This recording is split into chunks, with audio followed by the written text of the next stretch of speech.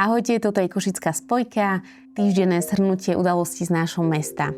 Ak nemáte čas sledovať správy, stačí počúvať nás. Ja som Jana Ogurčáková. A ja som Tomáš Filo. A toto sú podľa nás najzaujímavejšie udalosti tohto týždňa. Tak Tomáš, aká je udalosť tohto týždňa pre teba? Mňa zaujalo akurát dnes, teda vo štvrtok, keď nahrávame článok v Korzári o tom, ako Rudolf Huliak, minister športu, pridelil dotácie aj na východ Slovenska. Myslím, že sa jednalo o podporu turizmu a kúpeľníctva a niečoho podobného. A zaujala ma tá dotácia pre investičné apartmány, konkrétne o doplnenie týchto apartmánov o parkovacie miesta, chodníky, zariadenia oddychovej zóny, lavičky a o tanky. Je to niečo viac? Áno. Na Dedinkách si kúpila bratislavská spoločnosť budovu nevyužívaného miestneho úradu v minulosti školy. Veľmi lacno, asi za cenu napríklad v Košiciach dvojizbového bytu. No a tam chce postaviť investičné apartmány, ktoré sa však nepredávajú zrejme tak dobre, ako sa predpokladalo. Aspoň naposledy, keď som to pozerala, tak nemali predaný ani jeden apartmán. Ani vlastne to ešte nepostavili, tak ako plánovali.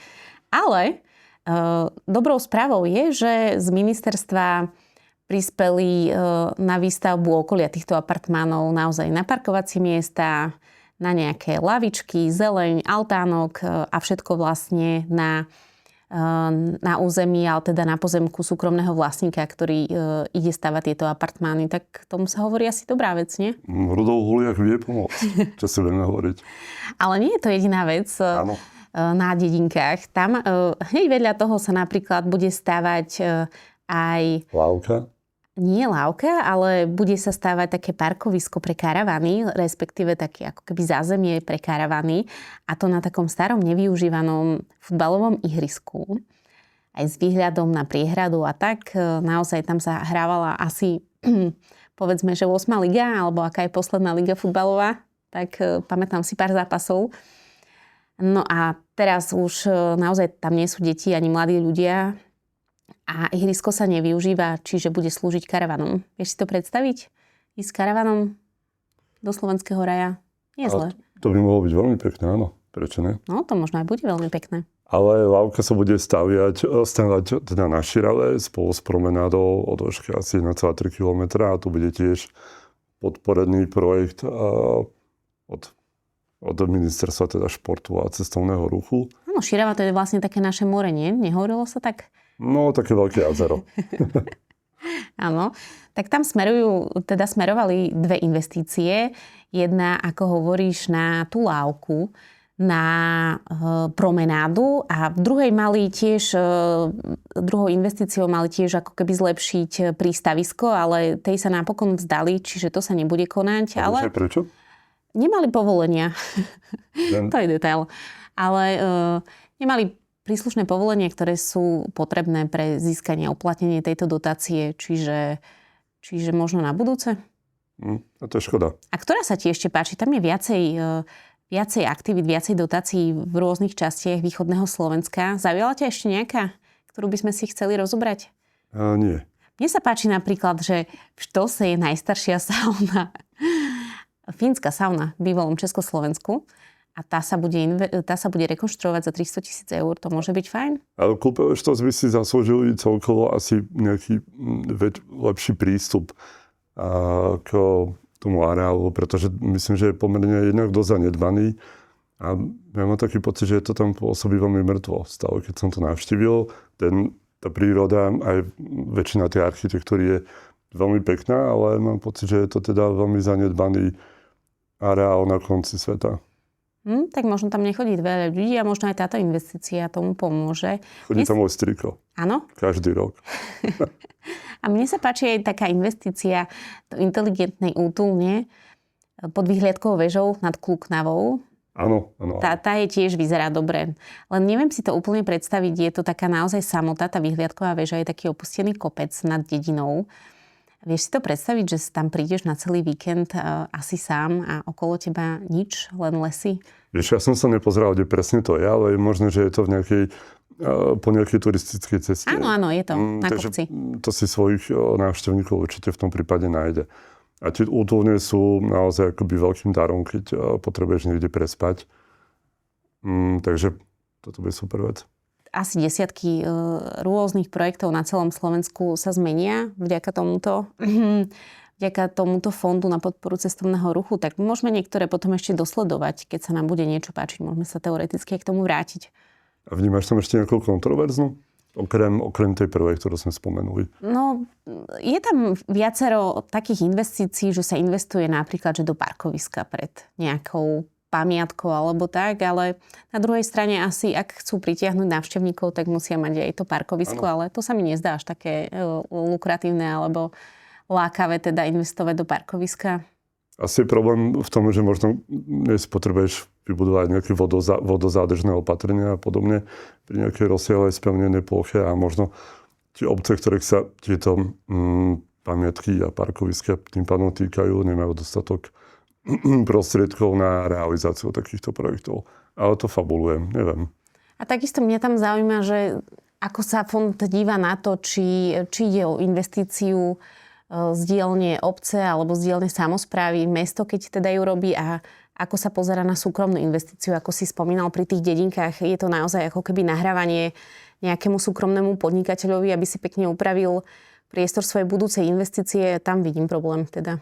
No ja by som sa ako ostatní súkromní vlastne podnikatelia v tej oblasti sťažoval, prečo aj nedostanem teda podporu na altánok, parkovisko, chodník. Kde by si sa sťažoval Huliaka? No jasne, tak to je už potom akoby znevýhodňovanie iných podnikateľov v tej oblasti. No tak vedie to súťaž. No tak o verejné peniaze, ale... Ja by som prešla k našej druhej téme. Mňa sa celkom zarezonovalo teda, že zomrel teda známy zemplínsky podnikateľ Mikuláš Vareha pri prevoze do nemocnice. Chceš povedať, že štátne služobné kravy nebudú, hej? Áno, to sa nestihlo. To bol skvelý nápad služobnej kravy do každej domácnosti. Ja verím, že ešte niekto to zoberie, túto ideu a dopracuje ju. Ja si myslím, že do dôsledku. Mikuláš Vareha mal niekoľko podobne invenčných nápadov, ktoré asi už nikto nikdy nezopakuje. Ja by som pripomenula jeho plány vlastniť 32 slonov. Pamätáš si na to? On chcel ich nasadiť na svoje vinice, aby nosili zákazníkov v tých pivniciach, teda v pivniciach, vo viniciach. Myslím, že keď sa pozriem na Varehu, tak vidím presne takéto nápady, že podľa mňa mu to ide z brucha, alebo išlo. Tak zapísal sa ako známy podnikateľ, takisto bol aj vo väzení. Ja by som pripomenula tú kauzu Likožrút. On teda tvrdil, že on a jeho zamestnanci za 2 roky odchytili, pozor, 414 miliónov chrobákov likožrútov a krmili nimi iné zvieratá. Myslím, že to bol viac ako TANAP za celý čas, nie? Alebo nejak tak to vychádzalo. Áno. Miestni ho ale majú radi, aj ho uznávali. On im nosil nejak na Tatrovkách nejaké jablka, stále nejaké sezónne ovocie alebo zeleninu. A tak vzhľadom na to, koľko volebných hlasov dostal, to asi nebolo až tak veľa ľudí. Tak ja by som ti pripomenula, koľko dostal volebných hlasov v posledných voľbách.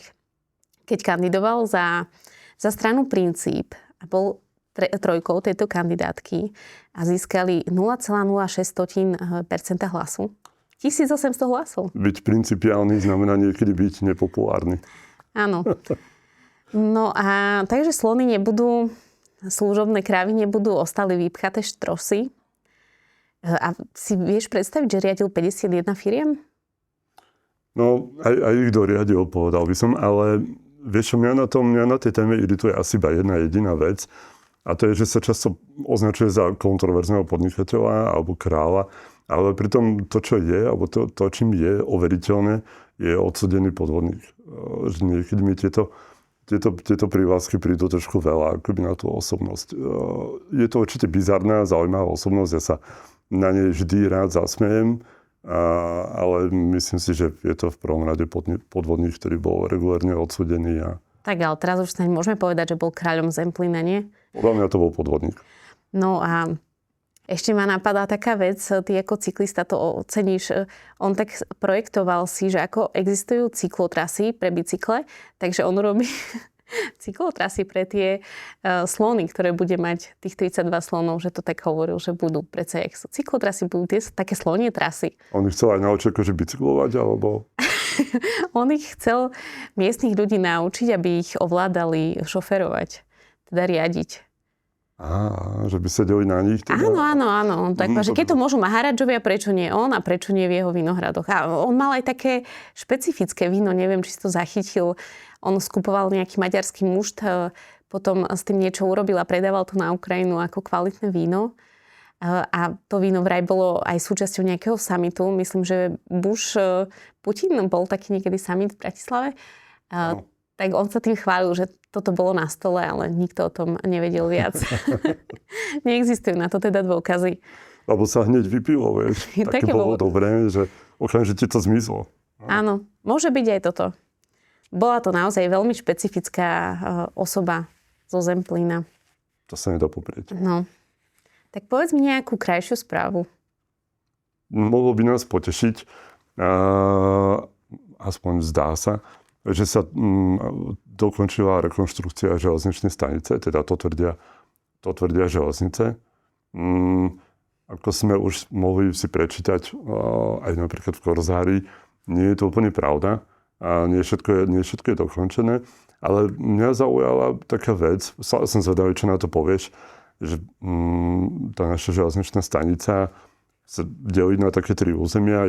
Prvo je ten predpriestor, ten vlastne predovšetkým mesto. Potom je tá budova, tá je vlastne majetkom súkromného investora alebo súkromnej firmy. A potom je tam vlastne samotný priestor nástupišť a koľajnic, ktorý vlastne železnice. A ja mám taký pocit, že by sme sa možno minimálne na tú verejnú časť toho priestoru mohli pozrieť, lebo kebyže sa niekde dopočujem, že niekde je dokončená rekonštrukcia železničnej stanice, tak by som si asi predstavoval, že tam toho bude urobeného viac. Nemáš taký pocit? Nechýba ti tam niečo? No, chýba mi tam nejaký priestor na sedenie. Ak myslíš ten priestor pred stanicou, tak? Kdekoľvek, ja sa pýtam na tvoj pocit. No, ja mám tú stanicu navnímanú tak, že tam vždy, keď stojím, tak sú tam nejakí divní ľudia, ktorí sa tam pohybujú a dosť akože obťažujúcim spôsobom sa správajú. A to, čo počúvam, je, že ľudia si nemajú tam kde sadnúť. Tam nie sú nejaké lavičky alebo niečo také, ktoré by neboli obsadené. Teda skoro žiadne tam nie sú, ale je to taký voľný priestor. Zaujala ma správa ešte asi z konca minulého roka, že tam kvôli týmto udalostiam nejakým rôznym hliadkujú neustále už mestskí policajti. Áno, to môžem potvrdiť, oni tam stále stoja. Áno. Stali súčasťou toho prvého dojmu. Ale mne sa páči tá rekonštrukcia železničnej stanice, tá prebiehala vyše 4 roky. Stála 16 vyše miliónov eur. A ja som sa počas tej rekonštrukcie stretávala s množstvom zmetených cestujúcich, ktorí vôbec nevedeli, kam majú ísť. Tam bolo nejaké nástupište, boli uzavreté. Áno. A tam to bolo neskutočne schaosené, kde sa má ísť. Tam boli také nalepené malé šípky, že tade je druhé, tretie nástupište. Tak toto, ako ty hodnotíš, že tú takú ako keby navigáciu a nejaké členenie tej stanice, je to dostatočné teraz? No vieš čo, myslím si, že je to nedomyslené a že je to také, keď sa vlastne nikto s nikým nechce rozprávať. Že tým, že sa tam vlastne stretávajú traja vlastníci, minimálne, teda povedzme traja veľkí vlastníci, tak je to veľmi vidno, že nikto navzájom spolu nekomunikuje nejak viac. A potom vidíš práve to, že keď prichádzaš na tú železničnú stanicu, tak ako ten hlavný vchod vnímaš ten južný, ten bližšie k autobusovej stanici. Ale napríklad, keď sa chceš dostať k väčšej časti bezbariérových opatrení, ktoré tam teraz pribudujú, to znamená výťahy a plošiny, tak potrebuješ položiť to severné nástupište, ale nejak moc sa to nedozvieš a nemáš tam nejakú navigáciu, ktorá by ťa tam ktorá by ťa tam naviedla. A celkovo mám pocit, že keď si povieme, že sme na železničnej stanici v druhom najväčšom meste na Slovensku, tak či už ten priestor nástupišť, alebo ten priestor pred stanicou, tak úplne nevyzerá. Priestor pred stanicou je veľká asfaltová plocha, presne nemáš si kde sanúť, nie je tam žiadny tieň. Je fajn, že teraz sa tam aspoň snaží mesto o nejaký poriadok, povedzme z pohľadu chovania sa rôznych skupín obyvateľstva, ktorá tam dvakrát akoby popíjala, vytvárala konfliktné situácie. A hlavne v noci to bolo nebezpečné, ale mimo to je to pomerne nepohodlný, nepríjemný priestor. Ja čo zažívam je, keď idú cestujúci s obrovskými kuframi alebo s kočíkmi, tak chodia naozaj po tých schodoch veľmi náročným spôsobom. Viem, že sú teda súčasťou rekonštrukcie výťahy, ale časť ľudí stále volá ako keby po eskalátoroch, ktoré by nejakým spôsobom pomohli ľuďom s batožinou alebo s kočikom. Čo si o tom myslíš? Dostatočne je to odkomunikované, že sú tam výťahy? Lebo ja si myslím, že taký bežný človek, ktorý vôbec nepozná tú stanicu, asi ani nevie, že tam sú výťahy. Nevidela som ani ja to značenie. Tiež som si to nevšimol, ale myslím si, že to je taká práve tá nespolupráca medzi tými troma vlastníkmi tých priestorov. Že teda keby mali spoločný cieľ a spoločne o ňom komunikovali, tak toto je vec, ktorá sa dá doladiť a doplniť, ale myslím si, že v tomto smere je to aj trošku problém železnice, ktorá sa na takúto rekonštrukciu nepozerá z pohľadu užívateľa, ale z pohľadu splnenia si nejakej požiadavky na rekonštrukciu. To znamená, že potrebujeme bezbariérovosť, doplníme ju tam, urobíme toto a toto a toto, ale že či to bude naozaj užívateľsky privetivé, pochopiteľné, či to bude dávať zmysel, to už nie je tak podstatná vec. A podľa teba by nemali byť, eskalátory súčasťou také akože rekonštrukcie? No mali, veď teraz som sa vlastne snažil povedať práve to, že podľa mňa, keby sa na to pozreli z pohľadu užívateľa, tak by k tej rekonštrukcii pristúpili inak, než len takým akoby nutným sanovaním toho pôvodného stavu bez akékoľvek výraznejšej zmeny. A ako je podľa teba na tom Košická stanica v porovnaní s Bratislavskou? Je to lepšie alebo je to horšie? A tak to všetci vieme, že je to zatiaľ horšie, ale tie veci sa niekedy v budúcnosti pohnú. Ale napríklad predpriestor Bratislavskej stanice zaznamenal zmeny a v mnohom pozitívnejšie zmeny ako v Košiciach. Bol na novo vydláždený, boli tam doplnené lavičky, je tam lepší prístup z trolejbusov k samotnému nástupišťu. My máme stále vlastne výhodu v tom, že máme tie električky, ktoré tam prídu, tak sú v jednej úrovni a nie sú niekde v podzemí, ako je to v Bratislave. Takže to je povedzme nejaká výhoda, ale tiež akoby ten prechod z autobusových zástaviek a hlavne zástaviek električiek na tú stanicu nie je veľmi pohodlný. Ešte sa mi žiada dodať, že síce rekonštrukcia sa ukončila po rokoch a po miliónoch minutých, ale ostal starý zabezpečovací systém, teda zariadenie vyše 50-ročné.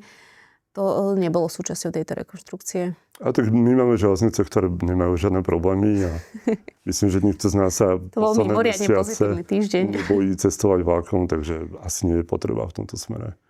A stále sme na tom lepšie ako v Žiline, kde sa vynovili za 2 milióny eur zastávky, kde vlastne ani vlaky takmer nestoja. Ja si myslím, že sme na tom práve že horšie, lebo nám by sa tie peniaze hodili vlastne na možno jednu z ďalších zástaviek vlákových, ktoré tu máme, alebo malých staníc, ako sú Ťahanovce, Predmestie, Košice Predmestie, alebo napríklad Barca alebo Krásna nad Hornádom. Môžeme povedať, že všetky sú v katastrofálnom stave a tá nie je úplne dokonale, alebo nie je úplne šťastne prevedená rekonštrukcia všetkých troch prvkov tej hlavnej stanice je oproti ním vlastne super. Aké máš dobré správy na tento týždeň? Vieš čo, mňa potešila správa, ktorú som sa dočítal dneska, že vlastne pri príležitosti 60 rokov útvaru hlavného architekta UHA, takzvaný, vznikla séria vrstiev map mesta, ktorá vlastne sa zaoberá 6 témami, ktoré reprezentujú vybrané architektonické dedičstvo Košic v 20.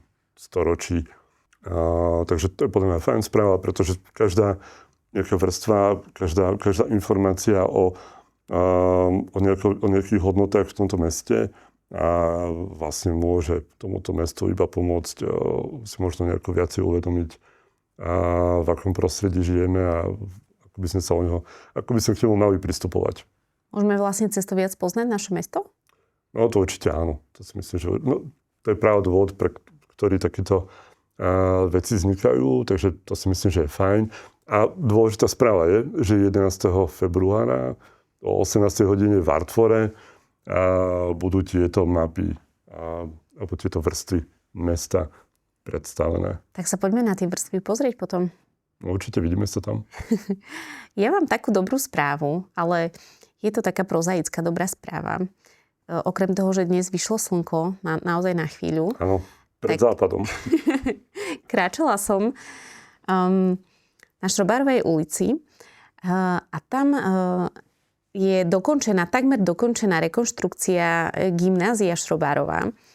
Je zaujímavá tá rekonštrukcia aj z hľadiska toho, že rast celej tej ulice a pomerne mohutnej a rozsiahlej budovy určovali také vysoké stromy, smreky, ktoré tam boli, ktoré sa koncom roka vyrúbali. A to odhalilo ako keby tú fasádu tej budovy, ktorá sa teraz rekonštruovala. A potešilo ma, že krásne vyzerá tá nová fasáda v takých detailoch, ktoré sú naozaj hore, ktoré niekedy ani nebolo vidno. Je to tak citlivo spravené. Tá budova je zaujímavá aj tým, že naozaj ju skolaudovali koncom 19. storočia. Je to secesná budova, trochu vyzerá ako z filmu, deti hovoria, že ako z Harryho Pottera. A je zvláštna aj svojou farbou, je teda červené tehly má na sebe, na časti fasády. Tak to ma tak vnútorne ako potešilo ako absolventku šrobárky. A čo na to hovoríš? Videl si ju? Áno, ja mám tiež veľmi rád. A dokonca myslím si, že je aj fajn, že tie smreky išli preč. Myslím, že oni boli nasadené tam za socializmu pomerne nevhodným a neveľmi citovým spôsobom v tej fasáde, lebo väčšiu časť budovy zakrývali a neplnili ani ten účel nejakého tienenia vo vzťahu k tomu chodníku a podobne. Čiže to si myslím, že bola také pomerne necitlivá a nehodná, alebo nie je úplne vhodný zásah, ktorý sa tedy dial pomerne bežne. Ale ja by som bol veľmi rád ináč, aj oproti je veľmi pekná budova bývalého súdu, ktorá je vlastne dneska rektorát Univerzity Pavla Jozefa Šafárika. A myslím si, že obe tie budovy sú krásne. Aj tomu rektorátu by sa hodila teda už nejaká rekonštrukcia väčšia. Ale myslím si, že ešte viac by sa tá rekonštrukcia pýtala tomu verejnému priestoru. Ja neviem, či si to všimla, ale na to, že ideš k dvom naozaj veľmi pekným stavbám, dvom s veľmi hodnotnou funkciou a v centre mesta, a vlastne v blízkosti bývalej také ako tie promenády, čo dnešná Mojzesova ulica, tak je trošku smutné, že tie plochy sú tam tvorené vyujatým asfaltom. Aj pred tým rektorátom to pôsobí vyslovene smutne. Nie je tam žiaden prvok niečoho pobytového, nejaká lavička, niečo podobné. Aj tá samotná cesta s tým, ako je dneska riešená, je naozaj taká akoby, že nepekná, nepríjemná. Človek sa tam cíti, ako keby tú ulicu rozdeľovala nejaká mini diaľnica, kde sa musí bať. Čiže možno keby sa to nejako skultivovalo, tak by to tým pekným budovám prospelo ešte viac. Myslíš nejaké lavičky alebo také niečo? No, myslím nejaká výmena povrchov za povedzme nejakú dlažbu, doplnenie nejakého mobiliáru, ale to závisí samozrejme od toho, ako sa tam skultivuje ten priestor. Obidve tie budovy majú také akoby, že parkové predzáhrady pred tými fasádami. To by sa určite dalo aj využiť, nemusí to tam byť iba tak. Čiže urobiť z toho proste mestské prostredie v centre mesta by bolo fajn. To by bolo fajn. Tak uvidíme. Možno na budúce. Tak dnes nemáme rubriku Bizár týždňa? Ja myslím, že Vareha Bizár týždňa naplnilo na nasledujúci mesiac, takže za mňa nie. Tak dobre. Tak ďakujeme vám veľmi pekne za to, že ste opäť počuli náš podcast. Budeme sa tešiť aj o týždeň, ak by sme opomenuli nejakú tému, alebo by ste mali na nás akúkoľvek otázku, sme na košickaspojka@gmail.com. Alebo nám môžete napísať otázku na naše sociálne siete, kde buď do súkromnej správy, ale my sa k vám prihlásime nejakou otázkou v príbehoch, storkách. Alebo na korešpondenčný lístok. Tomu by sme sa veľmi potešili. Ale nemáme adresu. Košická spojka. Tak to je všetko. Dovidenia o týždeň. Je to tak.